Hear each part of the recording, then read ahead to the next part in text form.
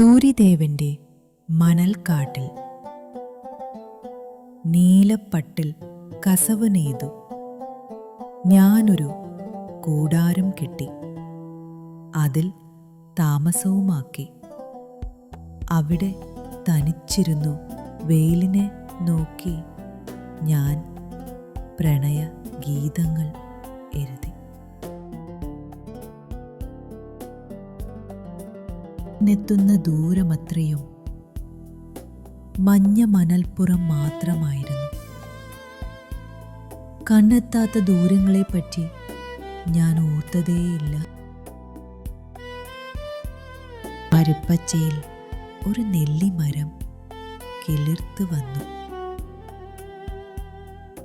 അത് പൂത്തു തളിർത്ത് നിറയെ കണികളായി.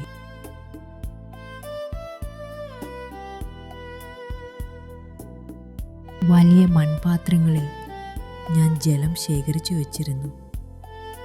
വെള്ളം കുടിക്കാനെത്തുന്ന കുട്ടികൾക്ക് ഞാൻ നെല്ലിക്കായ്കൾ നൽകി.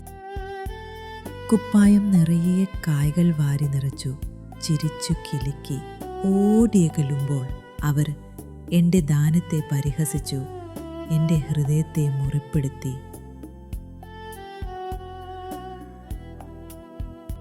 എന്നിട്ടും ദിവസവും ഞാനാ നെല്ലിമരത്തിൽ വലിഞ്ഞു കയറി അവർക്കായി കായ്കൾ ഇറുത്തെടുത്തു.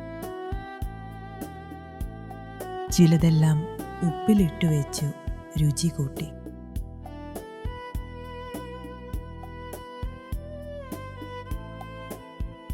എൻ്റെ കറുത്ത മുടിയാകെ മൈലാഞ്ചി പൂശി ഞാൻ ചുവപ്പിച്ചു. നാടോടികളായ കച്ചവടക്കാരുടെ പക്കൽ നിന്നും പല നിറത്തിലുള്ള കല്ലുമാലകളും വളകളും കമ്മലുകളും ഞാൻ വാങ്ങി അണിഞ്ഞു.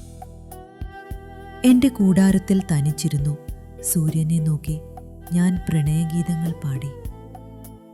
കല്ലുമാലകളും കുപ്പിവളകളും കിലുക്കി നൃത്തം ചെയ്തു.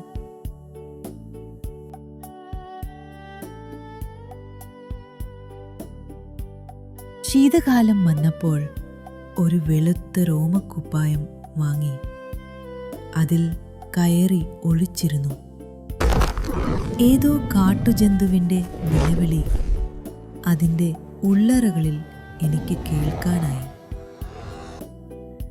രോമക്കുപ്പായത്തിൻ്റെ ഊഷ്മളതയ്ക്ക് മരണത്തിൻ്റെ മണം ആയിരുന്നു.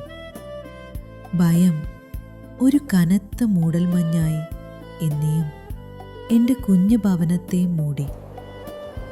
ഇരുട്ടിൽ കടന്നുപോയ കുതിരക്കൂട്ടങ്ങളും ഒട്ടകങ്ങളും എൻ്റെ പട്ടുകൂടാരത്തെ ചവിട്ടിക്കുലുക്കി എന്നെ കൂടുതൽ ഭയപ്പെടുത്തി.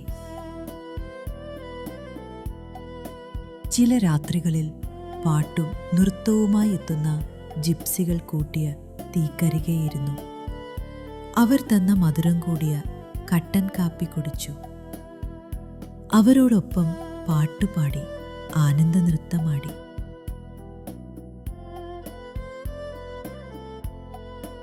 ശീതകാലം കഴിഞ്ഞുപോയി. വേനൽ ചൂടിൽ മണൽ തിളച്ചു മറിഞ്ഞു. എൻ്റെ മരുപ്പജയിലെ കാക്ടസ് ചെടികൾ കടും ചുവപ്പ് പൂക്കൾ വിരിയിച്ചു.